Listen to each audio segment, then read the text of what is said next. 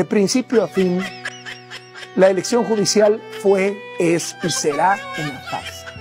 Fue, es y será el fraude electoral más grande del siglo. Fue, es y será un atropello a la democracia, el último eslabón de la gran simulación. Porque era una elección en la que todos sabíamos el resultado. Y ya veremos en los próximos días quién es el dueño de cada juez, quién es el dueño de cada magistrado, quién es el dueño de cada ministro. Porque llegaron con padrinos, padrinos que los apoyaron política y financieramente. El golpe a la democracia está dado. El gobierno se queda con todo. Los ministros que el régimen quería, los magistrados que el régimen quería, los jueces que el régimen quería. Morena se queda con todo el control y con todo el poder. Y este domingo fue el sello que consolida la entrada de México al régimen autoritario. Buenas tardes. Los que estamos preocupados somos todos los mexicanos, porque ahora esa corte es literalmente la corte cortesana. Son los agachados, es la corte de los agachados ante Sheinbaum. Debemos de estar todos los mexicanos preocupados porque en el momento en que la presidenta Sheinbaum devoró a la corte, destruyó a la República. Es muy importante recordar que México ya no es la República Mexicana, es México nada más. La elección judicial en México pone en shock a varios empresarios, periodistas y cientos de políticos en todo México. Jamás pensaron que un indígena oaxaqueño llegara a ser el presidente de la Suprema Corte de Justicia de la Nación. Para empezar, el dueño de TV Azteca ya no tendrá quien lo ayude con amparos para el pago de sus deudas de impuestos. Loret de Mola y otros periodistas se les acabó todo el poder que tenían cuando podían manipular a los jueces a su manera. Hoy las cosas cambiaron y ahora sí inicia una nueva etapa histórica en la vida pública y política de todo el pueblo mexicano. La presidenta Claudia Sheinbaum Pardo aseveró que le da gusto que el próximo presidente de la Suprema Corte de Justicia de la Nación será un indígena mixteco originario de Oaxaca, Hugo Aguilar Ortiz, que fue el candidato a ministro que más votos recibió en la elección judicial. Durante la mañanera de este miércoles, Sheinbaum Pardo destacó que Aguilar Ortiz tuvo 6.078.000 votos, sacó más votos que el PRI en el 2024. El presidente de la Corte es Hugo Aguilar.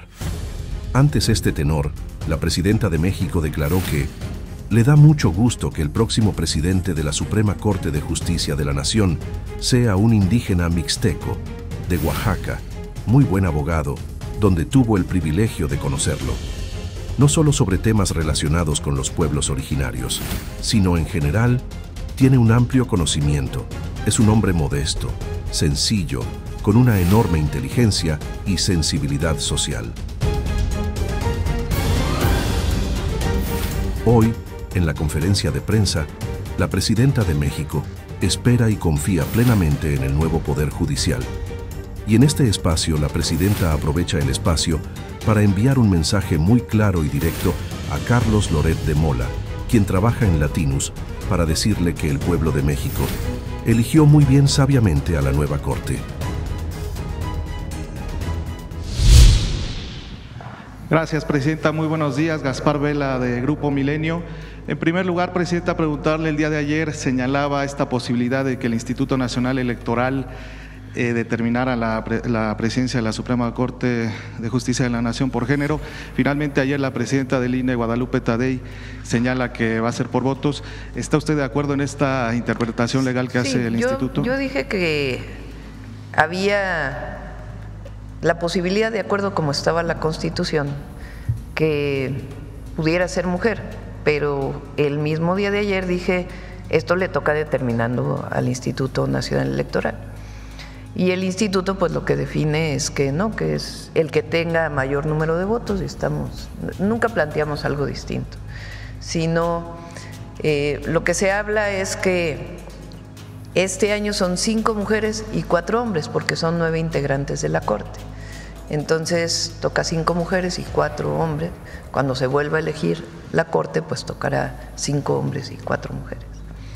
Entonces, me da mucho gusto que el próximo presidente de la Suprema Corte de Justicia de la Nación sea un indígena mixteco de Oaxaca, un muy buen abogado, muy buen abogado.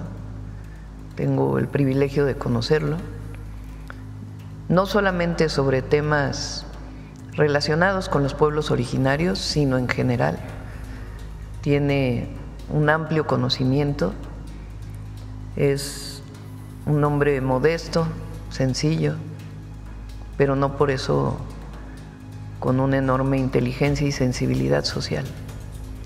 Entonces nos da mucho gusto, la verdad que a ver si ponen cómo está, si ya quedó el conteo completo del INE. A ver.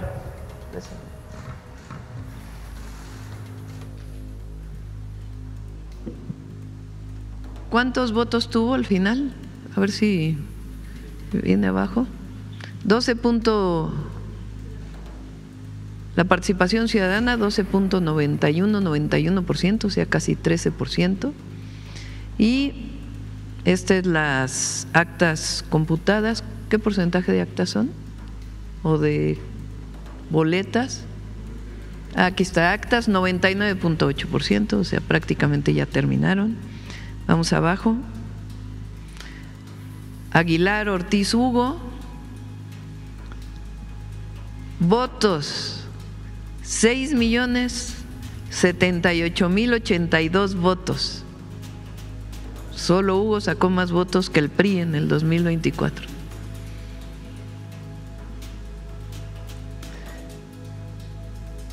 Bueno, vienen nombres primero, ¿eh? Figueroa Mejía, a ver, bajen. Hombres. Vamos ahí, primero los hombres y luego Figueroa Mejía Giovanni Azael, 3.6 millones de votos. Espinosa Betanzo Irving, 3.471.746. Guerrero García Aristide Rodrigo, 3.470.410. Y de Paz González Isaac, 2.819.967. A ver, ahora sí, mujeres.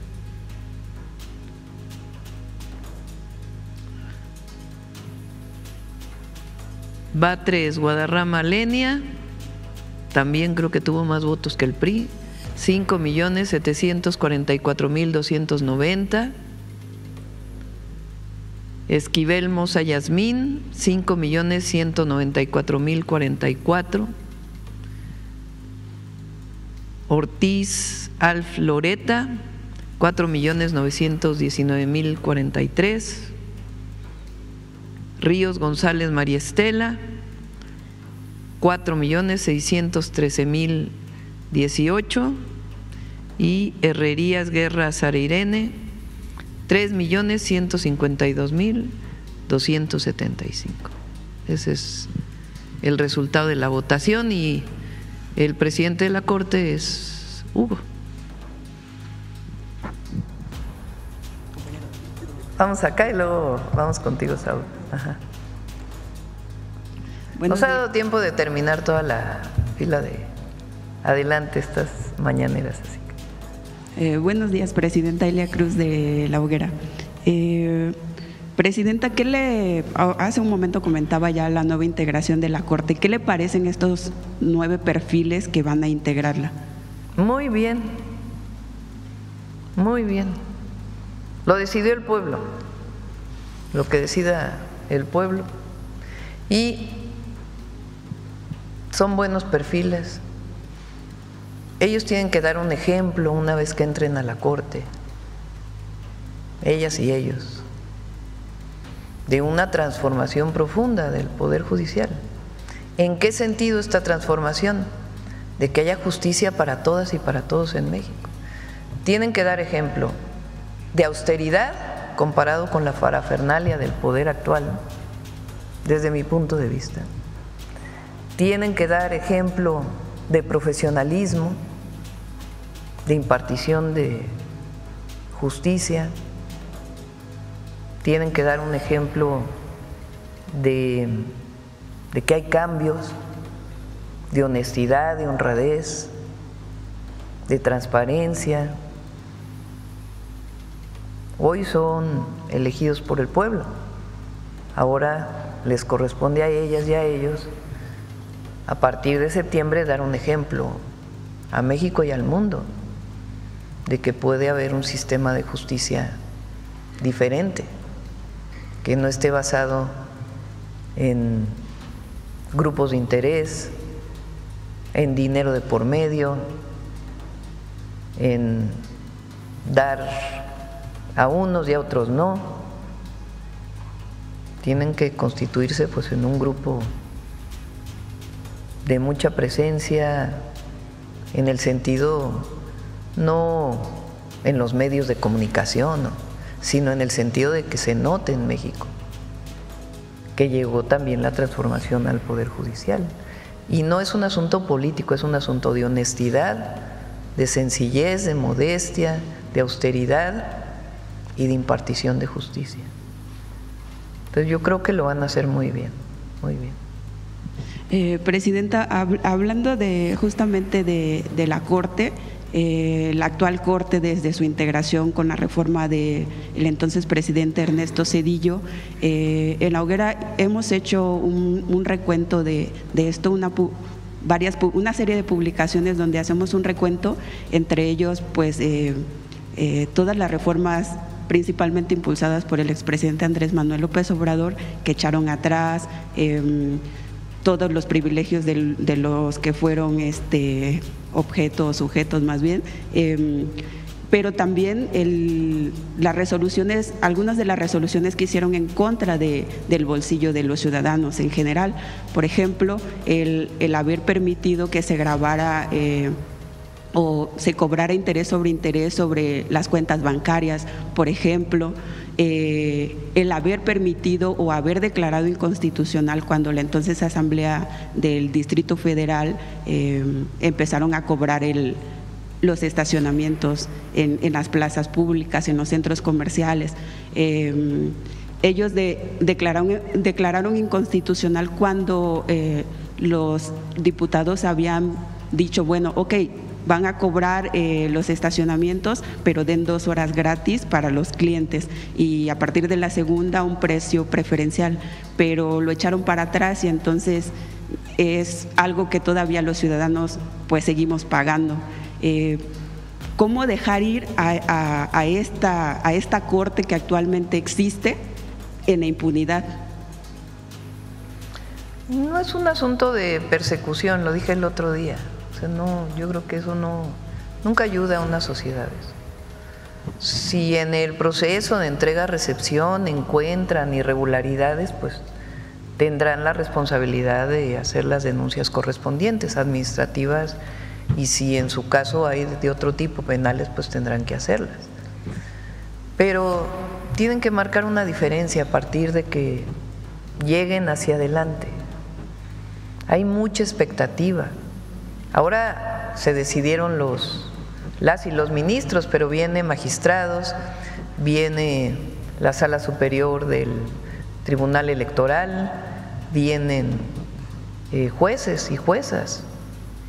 Entonces es una nueva generación que desde mi perspectiva tienen que cumplirle al pueblo en el sentido, y a todos, a ellos mismos y al pueblo de México, de honestidad, de honradez y de imparcialidad,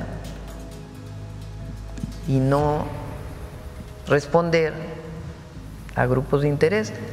Todavía lo dije aquí en la mañanera, un ministro de la Corte quería aprobar una medida para que el SAT le regresara con intereses un pago de impuestos que se había retirado en la época en que él era director del SAT. Es increíble. Y tiene mucha fama, ¿no? El ministro, mucha.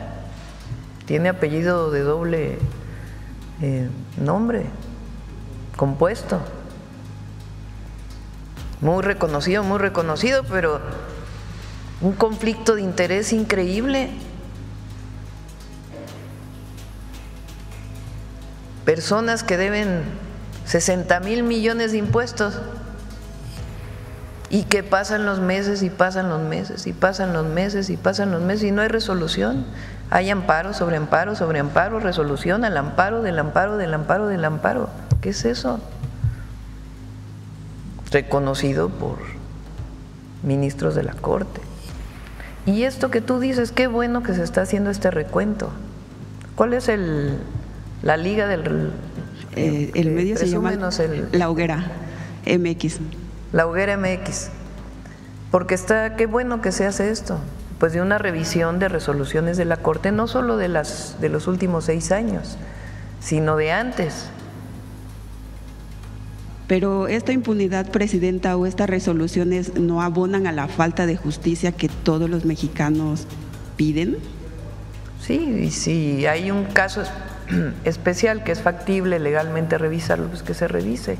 Ya lo determinarán los propios ministros y ministras. Pero me parece que lo más importante pues es a partir de septiembre mostrarle al mundo que cuando el pueblo decide, decide bien. ¿Y estas acciones no se podrían revertir, por ejemplo, de parte de su gobierno? ¿Presentar iniciativas para que se reviertan? Pues habría que ver en particular, pero yo creo que viene un periodo muy importante de que se demuestre el verdadero Estado de Derecho. El verdadero Estado de Derecho. Gracias, Presidenta. Mara Rivera, de Enfoque Noticias. Yo quisiera preguntar su opinión respecto a los resultados de las elecciones en el sentido de los votos nulos que, bueno, se ve superan en número a los candidatos a los ministros con más respaldo. Según los resultados preliminares del INE, más de 10 millones de boletas fueron anuladas en esta elección del Poder Judicial, Presidenta. Bueno, no sé si fueron 10 millones porque… A ver, ¿cuánto es el total de 13% de la votación? A ver si lo tienen por ahí, número total de votos.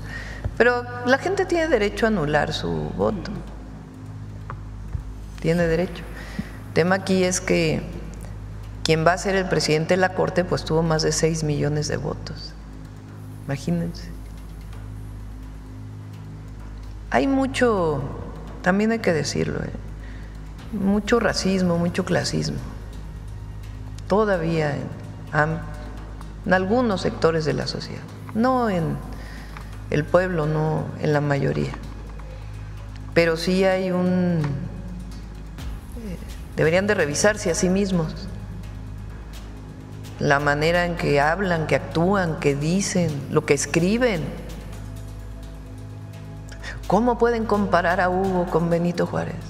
Bueno, claro, Benito Juárez fue el gran presidente, el gran dirigente del liberalismo, es un hombre extraordinario que marcó la historia de nuestro país, pero en el sentido de que era un indígena zapoteco que tuvo como impulso estudiar leyes para proteger a los indígenas, pues es lo mismo que impulsó a el próximo presidente de la Corte a estudiar leyes. Pero que además solo va a estar 2 años. Sí, pero el tema aquí es esta cosa de que, ¿cómo no va a usar toga? Es terrible que no use toga.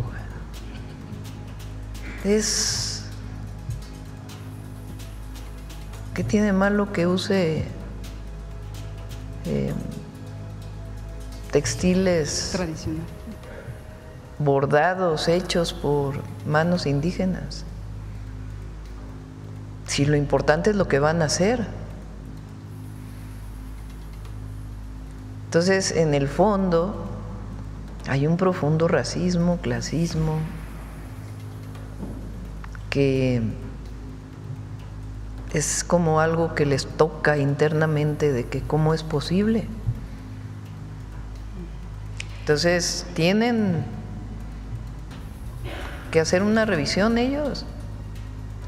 Si hacemos una revisión de lo que dicen comentócratas, de lo que escriben, es que además de que todos dicen lo mismo, es muy aburrido, porque todos dicen lo mismo.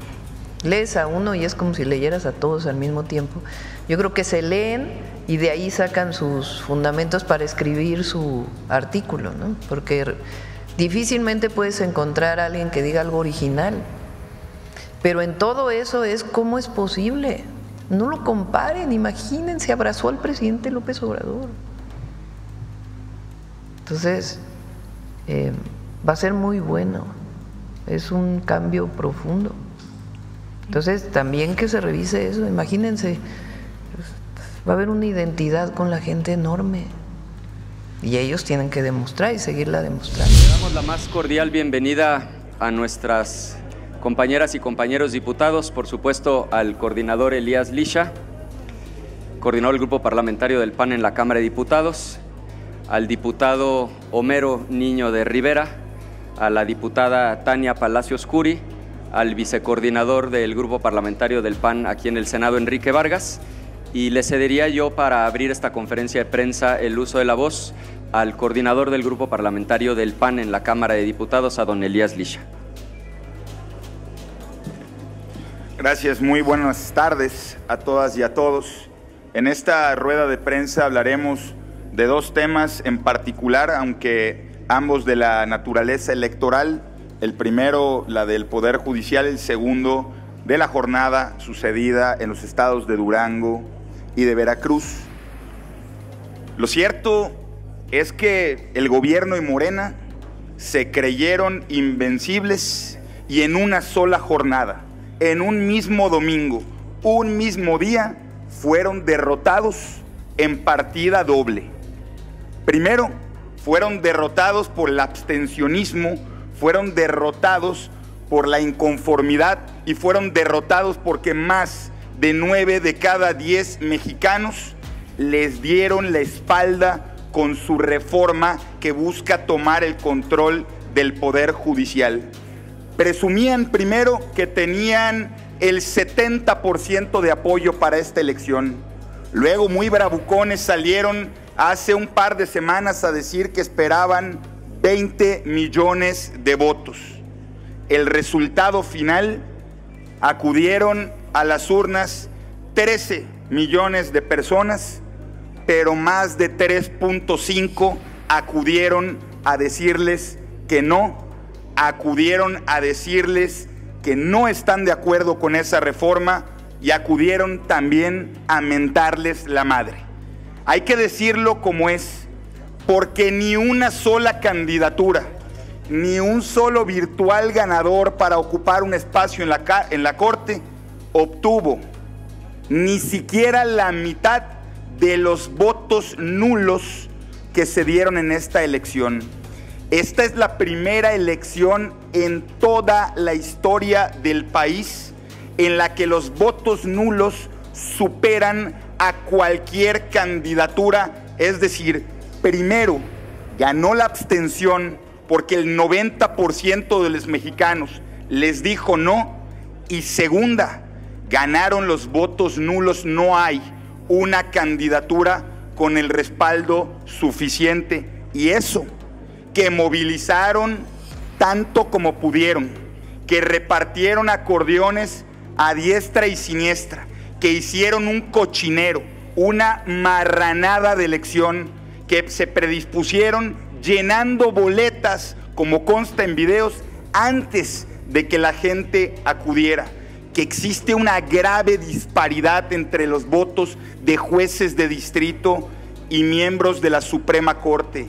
Amañaron todo el proceso y hoy son los responsables de esta vergüenza nacional.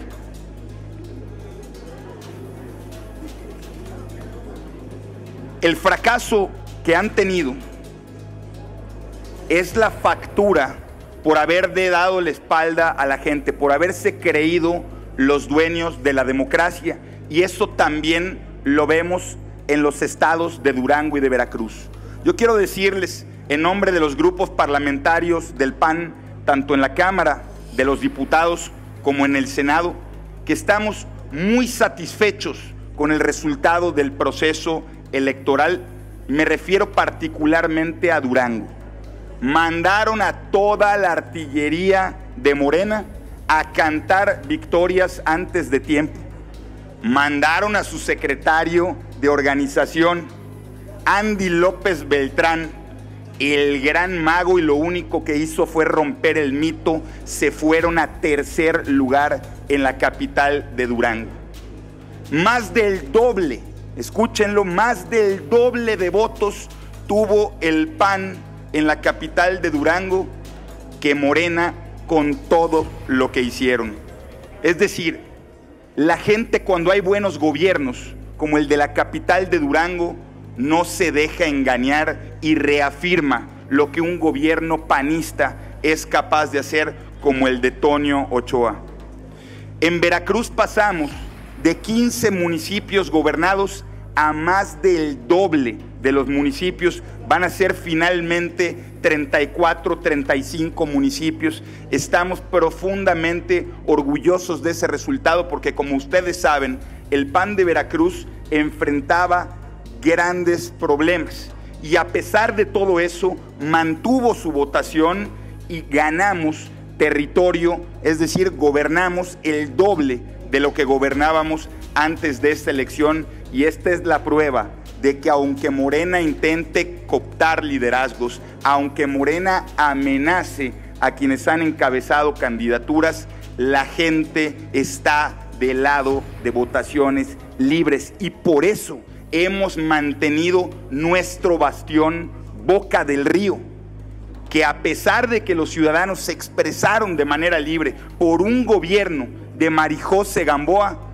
hoy el sistema mal perdedor de Morena pretende ganar en la mesa lo que la gente no le dio a las urnas. Por eso, el grupo parlamentario del PAN presentó hoy un punto de acuerdo, dados los hechos del lunes pasado por la noche, en donde un grupo de morenistas afines al gobierno de Veracruz trataron de amedrentar al instituto y trataron de condicionar con violencia el conteo de estos votos. Hacemos un llamado al OPLE, pero también al gobierno del estado, a realizar las investigaciones necesarias, y a la Fiscalía General de la República a intervenir si es necesario para que se respete la voluntad de las y los boqueños. Al régimen morenista se lo decimos con claridad, que ni se atrevan a continuar este tipo de amenazas, porque el PAN no está dispuesto a ceder un centímetro de lo que ha ganado legítimamente en las urnas. Sabemos que Morena está atravesando una crisis porque no alcanzaron ni siquiera los votos del antecesor de la presidenta en la revocación de mandato. Sabemos que están jalando orejas en gobiernos como en Baja California o en Sonora, en donde tuvieron de las peores participaciones en todo el país, pero tienen que serenarse. Morena tiene que entender que las derrotas se tienen que asumir con serenidad y no con el dedo que amenaza desde el poder. La gente los derrotó, no asistiendo a validar su mal llamada reforma al Poder Judicial, y la gente los derrotó en las urnas en Durango y Veracruz. No pueden, ni en términos narrativos, justificar esta vergüenza, ni en términos electorales cambiar la voluntad de quienes lo expresaron en las urnas en Durango y Boca del Río. El PAN va a defender esos triunfos, y reitero las palabras de nuestro presidente nacional, Jorge Romero: no podemos permitir que la catástrofe del Poder Judicial continúe. Tenemos que hacer una reforma para que la justicia se acerque a la gente, para que la justicia sea pronta y expedita, pero abandonar la simulación que se pretende desde las estructuras del poder. Vamos a impulsar comisiones de vigilancia y vamos a denunciar este fraude que, no tengamos duda, en la historia será recordado como el fraude judicial de 2025. Muchas gracias. Cedo la palabra al senador Ricardo Anaya. Muchas gracias, coordinador. Yo daré una opinión general sobre la elección en Durango y en Veracruz y después le cederé la palabra al vicecoordinador, que además, como saben, es expresidente de la Asociación Nacional de Alcaldes, para referirse de manera más puntual a la elección de alcaldías tanto en Durango como en Veracruz. Como ustedes saben, hubo elecciones el domingo pasado en Durango y en Veracruz. En resumen, pasaron dos cosas. Primero, una derrota estrepitosa de Morena y segundo, un muy buen resultado para el Partido Acción Nacional. Y lo explico. Primero, en Veracruz, ¿por qué decimos que hubo una derrota estrepitosa? Porque Morena perdió 500,000 de votos. Si eso no es una derrota estrepitosa, que alguien me explique entonces que sí lo es. Morena perdió 500,000 de votos en Veracruz. Y el PAN, a pesar de haber llegado en un momento de profunda crisis, logramos duplicar el número de alcaldías. Pasamos de ganar 15 presidencias municipales a ganar 35 presidencias municipales. Lo mismo pasó en Durango, una derrota estrepitosa de Morena. Mandaron a Andrés López Beltrán de tiempo completo a vivir a Durango. La joya de la corona era Durango capital. Ahí es donde los partidos estábamos postulando inclusive a nuestros futuros candidatos a gobernadores. Es por mucho el municipio más grande, el municipio más poblado. ¿De qué tamaño fue la derrota de Morena? Que ni siquiera pudieron quedar en segundo lugar. El candidato de Morena quedó en un lejano tercer lugar. Y el triunfo del PAN es contundente. Ganamos la capital del estado, le dimos una paliza a Morena, sacamos más del doble de votos que Morena con un panista, con Toño Ochoa, panista de toda la vida, que ha sido presidente del Partido Acción Nacional. Yo quiero utilizar este espacio para felicitar a todo el panismo y a la ciudadanía, tanto en Veracruz como en Durango. Los felicito porque demostraron que Morena no es invencible y porque demostraron que el PAN hoy está de pie y que hay un futuro brillante hacia 2027 y que sí podemos y sí vamos a derrotar a Morena en 2027. Muchas gracias. Muchas gracias. Hablo como senador de la República, como expresidente de la ANAC, como ex coordinador de alcaldes de Acción Nacional y 6 años como expresidente municipal de Huixquilucan. Lo que vivimos el domingo pasado es el reflejo de lo que la ciudadanía ya siente hoy. Primero, ya le quitaron la confianza a Morena. Quedó muy claro en los municipios, porque en los municipios es el primer contacto con la gente. En las elecciones de los municipios es en donde está la vida de México. En Durango tenemos obviamente más municipios ganados. En Veracruz, un estado gobernado por Morena, en donde hay programas sociales para aventar para arriba y no pudieron ganarnos. Yo quiero dejar muy claro que cada una de las victorias en los municipios lo vamos a defender, pero que quede muy claro, en Boca del Río ganamos. Marijose va a ser la próxima presidenta municipal y vamos a estar ahí para defender cada uno de los votos. Acción Nacional ganó Boca del Río y no vamos a dejar que nos las traten de ganar. Las senadoras y los senadores de Acción Nacional estamos listos para defender voto a voto. No nos vamos a dejar, y que les quede bien claro, en el 2027 les vamos a ganar. En el 2027 cada uno de los distritos locales, federales y municipios los vamos a ganar, porque la ciudadanía ya se dio cuenta de lo que es Morena, que no sabe gobernar y se da cuenta que Acción Nacional, sus gobiernos, son los mejores calificados. Muchísimas gracias. Gracias, senadores. Abrimos la ronda de preguntas y respuestas con Félix Muñiz, de Punto Aéreo. Ahora sí. ¿Qué tal, senadores? Muy buenas tardes. Preguntarte, Ricardo, en torno a la constitución del próximo Poder Judicial. ¿Cómo ven esta composición? Porque parece ser que son puros morenistas los que están llegando a constituir la Suprema Corte. Incluso ya alguien le está llamando como que la Corte del Bienestar. No sé si va a ser una corte que echa pomada o cómo la calificarían ustedes. Y en el segundo tema que yo tendría es, ya Donald Trump anuncia aranceles del 50% al aluminio y al acero, y la presidenta dice que bueno, pues es injusto, pero no sé si así se defienda la soberanía. ¿Qué hay que hacer contra esas decisiones de Donald Trump? Gracias. Si les parece, contesto la primera y el coordinador la segunda. Le voy a dejar la difícil a él. Miren, básicamente, como quedó ahora compuesto el Poder Judicial, se divide básicamente en tres. Uno, gente absolutamente leal a Morena, empleados del régimen.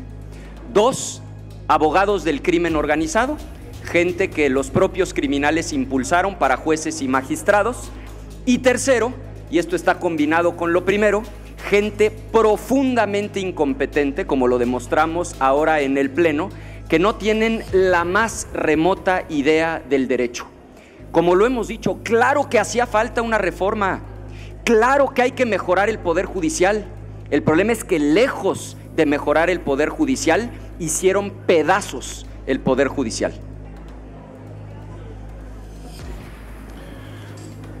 No es que a nosotros nos alegre, jamás nos va a alegrar que un país como Estados Unidos le imponga aranceles al nuestro. Lo primero es sostener la postura que hemos tenido desde el inicio. Rechazamos cualquier tipo de arancel, rechazamos cualquier decisión unilateral entre socios comerciales, rechazamos la imposición de Estados Unidos, pero que también quede claro que desde el principio advertimos que no era una buena idea engañar a todo un país con un baile en el Zócalo, haciéndoles pensar que la tormenta había pasado cuando el huracán apenas se estaba formando. La calma antes del huracán lo que ha traído son consecuencias graves para el país ante un gobierno que permanece estático, ante un gobierno que lejos de dar una respuesta se conforma con muy poco. Doy el ejemplo de las remesas. Anunciaron impuestos a las remesas y el gobierno salió a celebrar que nos impusieron un impuesto, pero que no era tan grandote. La consecuencia, caída en los ingresos para nuestro país por las remesas. Y lo mismo va a suceder con el acero, y lo mismo va a suceder lamentablemente con otros productos si el gobierno mexicano abandona la inteligencia de la negociación, pero también de respuesta. Es que parece que el gobierno mexicano se ha conformado con su propia mediocridad y ha decidido abandonar a toda una nación a la suerte de lo que disponga nuestro vecino del norte. Pues es que somos una nación soberana, capaz de defender lo nuestro y de acudir a las mesas de negociación con argumentos mucho más poderosos que decir, pégame, pero no en la cara. Pero es que eso está haciendo el gobierno mexicano, y los golpes, lamentablemente, le duelen ya a las familias mexicanas, mientras el gobierno parece que nada más está preocupado por mantener una narrativa de que no son tan perdedores. Lo cierto es que lamentablemente el gobierno mexicano se está doblando, como en algún momento lo dijo el gobierno del propio Trump respecto del antecesor de la presidenta, y las consecuencias van a seguir siendo negativas si no logramos una suma de esfuerzos que incluya a todas las voces de nuestro país para dar una verdadera respuesta. Margarita Nicolás, de Cadena Raza.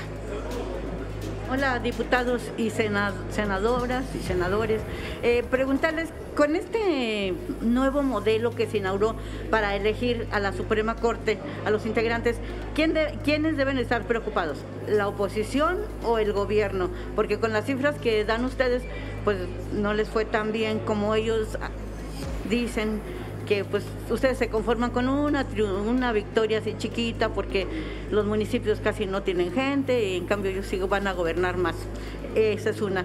Y la segunda, ¿se puede tener confianza en una Suprema Corte que ya se le señala como la Suprema Corte del Bienestar? Porque pues todos prácticamente pertenecen al grupo o de Andrés Manuel López o del actual gobierno.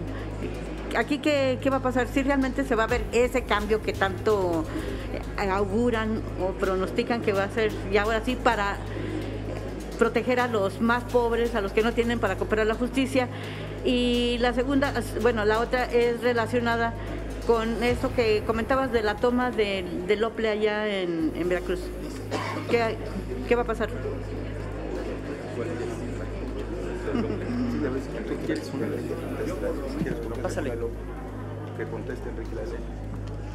Buenas tardes. Los que deben estar, los que estamos preocupados somos todos los mexicanos, porque ahora esa corte es literalmente la corte cortesana. Son los agachados, es la corte de los agachados ante Sheinbaum. Debemos estar todos los mexicanos preocupados porque en el momento en que la presidenta Sheinbaum devoró a la Corte, destruyó a la República. Es muy importante recordar que México ya no es la República Mexicana, es México nada más. Cuando tengamos un poder judicial independiente, no completamente cortesano, servil y agachado, al mismo grupo, de López Obrador y de Sheinbaum, no hay que hacer una separación, porque la primera obradorista del país es Sheinbaum. No hay una separación entre ellos. Ella busca, como buena secretaria de AMLO, darle gusto a AMLO. Entonces, los que están contentos con el fraude judicial, pues son nada más AMLO y Sheinbaum, porque ahora controlan y tienen a sus pies a la Corte. Lo que debe ser el Poder Judicial, lo primero que debe ser el Poder Judicial es ser independiente, debería ser otro poder. Por eso afirmamos que esto ya no es una república, pero vamos a volver a fundar a la república. Con el tema del Ople, me queda claro que quieren ganar a la mala. Siempre se quejaron ellos de todas estas artimañas que eran antes y ahora ellos los están haciendo. Yo les quiero dejar muy claro que no lo van a lograr, que Boca del Río lo vamos a gobernar y lo vamos a defender con lo que tengamos que hacer. Ahí vamos a estar. Toda Acción Nacional va a estar defendiendo Boca del Río y cualquiera otra de las presidencias municipales que ganamos por el voto ciudadano. No lo vamos a perder en la mesa y menos con ese tipo de cosas que quisieron hacer el lunes y que quieren planear más y no los vamos a dejar. Lo que se tenga que hacer, lo vamos a hacer. Pero Boca del Río lo va a gobernar Acción Nacional. Muchas gracias. Sí, nada más decirles, hace rato comentaba el senador Fernández Noroña que todos estos insultos que recibió en las boletas durante la jornada es gracias a la derecha que impulsó que los pues que lo insultaran, ¿no? Que ahora sí, pero pues que ellos no le hacen lo que Violeta Juárez, pero pues que sigan así, que finalmente van a ser ustedes los arrepentidos. Yo creo que lo que le preocupa más al presidente del Senado es que como no puede identificar a los autores de tanta mentada de madre, no los puede traer uno por uno a que se disculpen en el Senado. Lo cierto es que quizá si se contaran esas mentadas de madre ya tendrían una silla en la Corte. Sí. Sí, se hizo más famoso Fernández Noroña por todas las mentadas contra él en las boletas electorales. Y le quiero decir a los ciudadanos que pues los felicito porque a Noroña ya se le ve el rostro descompuesto. Ya la voz, la vocecita, ya empieza a entrar en una depresión. Si ustedes lo escuchan, ya habla de otra forma, más pausado. Le está doliendo mucho a Noroña el haber arrodillado y humillado a un ciudadano. Así que ánimo a todos. Si lo que querían era hacerse sentir contra Noroña, lo están logrando. Recuerden, pueden seguir y deben seguir manifestando lo que piensan contra Noroña. Aquí estamos nosotros para darles voz a todos los ciudadanos que detestan a Noroña. Alfredo Flores, de News México. Gracias. Buenos días, damas, caballeros. Dos preguntas nada más sobre el tema de las estadísticas que estaban mencionando de Durango y Veracruz. Entonces, para el 2027, ¿tienen perspectivas de ganar gobernaturas y curules en Cámara de Diputados? Sería la primera. Y la segunda, estas misiones que están yendo a Estados Unidos de senadores, diputados para el tema de las remesas, tratar de convencer a los congresistas de allá, no es injerencismo, porque si los gringos vinieran aquí y dijeran, es que no me gusta cómo está la reforma judicial, ya habían pegado de gritos de que es injerencismo. Pues eso sería lo mismo lo que hacen de aquí para allá, ¿no? Independientemente de que sea injusto, justo para los mexicanos, los latinos y todos los migrantes de diferentes nacionalidades que viven allá, pues es una decisión del Congreso de ellos, ¿no? Esas serían las dos únicas. Gracias. Mire, empiezo por el final y después el vicecoordinador va a contestar la primera parte. En esto nuestro mensaje es clarísimo. Nuestro mensaje es de solidaridad con las y los migrantes mexicanos. Nadie se va de su país por gusto. Se han tenido que ir de México porque aquí no encuentran oportunidades y en eso tiene responsabilidad el gobierno. Y por supuesto que nos parece profundamente injusto que después de haber trabajado, después de haber ganado dinero con el sudor de su frente, después de haber pagado impuestos, les quieran retener una parte de su dinero solo por enviarlo a sus familias o a sus comunidades. Claro que responsabilizamos al gobierno porque no han podido crear los empleos aquí en México y por eso la gente se ha tenido que ir, y claro que le expresamos nuestra solidaridad a las y a los migrantes mexicanos. La gravedad del domingo para Morena la voy a dejar en una cifra. Morena el domingo perdió más de 27 millones de votos en un año. De aquí al 2027 va a seguir perdiendo más y más y más. Para el 2027, que quede muy claro, Acción Nacional va a ganar gobernaturas. Vamos a retener las que tenemos. Vamos a ganar distritos federales. Vamos a ganar distritos locales y presidencias municipales, porque la ciudadanía ya se dio cuenta de cómo gobierna Morena. Este domingo, Morena perdió más de 27 millones de votos de los que salieron hace un año. Ni con toda la maquinaria que tienen, programas sociales, gobernadores, presidentes municipales, senadores que anduvieron muy activos, pudieron. Y eso es porque la ciudadanía ya sabe lo que es Morena. Gracias. Cerramos la ronda de preguntas con Adrián Ojeda, de CCO Noticias. Buenas tardes, legisladores. Tengo tres preguntas. La primera es, después de lo vivido en Veracruz y en Durango, la diferencia, en donde hubo alianza con el PRI y en donde no la hubo, creo que, no sé si ustedes tengan la misma percepción de que conviene una alianza para el 2027. Eso sería una de mis preguntas, si les conviene o no, o ven una alianza para el 2027 que convenga a la oposición, no a un partido u otro, sino a la oposición. Dos, parece ser que la perspectiva de triunfo en la oposición y en el gobierno es distinta, pues con 13 millones de votos, la presidenta dijo que fue un éxito la votación. Yo quisiera conocer el punto de vista y su percepción de, para ustedes, que es un éxito con un padrón de casi 100 millones de votantes. Y la tercera es, ¿qué va a hacer Acción Nacional ahora en la nueva visita que hacen los legisladores en Estados Unidos, cuando la visita pasada pues fue rotundo fracaso porque los impuestos siguieron y ahora pues acaba de anunciar, ya iniciaron los 50% de aumento al impuesto a la lámina y al acero. O sea, ¿qué va a pasar y cuál es la respuesta por parte de usted en esas tres preguntas? Muchas gracias. Te voy a contestar de manera muy breve las tres porque para cada una hay una respuesta muy breve. La primera, en el PAN nos sentimos profundamente orgullosos de que sea un panista como Tonio Ochoa, que ha sido diputado local del PAN, que ha sido presidente del Comité Estatal del PAN, quien encabece la presidencia municipal de Durango, y que hayamos duplicado el número de municipios que vamos a gobernar en Veracruz. Sobre el futuro, el presidente nacional del PAN hablará en su momento.